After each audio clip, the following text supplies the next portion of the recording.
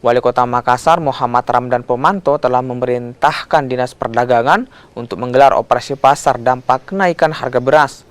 Pihak Pemkot Makassar pun akan berkoordinasi dengan Bulog sebagai penyedia beras. Saat ini beras di pasar tradisional berada di kisaran 12 hingga 13 ribu rupiah per kilogram. Rata-rata beras alami kenaikan sekitar 1.000 hingga 3.000 rupiah per kilogram. Dia lebih jual kayak mahal, kan dia lebih untung. Iya. Nah, makanya saya perintahkan Dinas Perdagangan operasi pasar di pasar. Iya.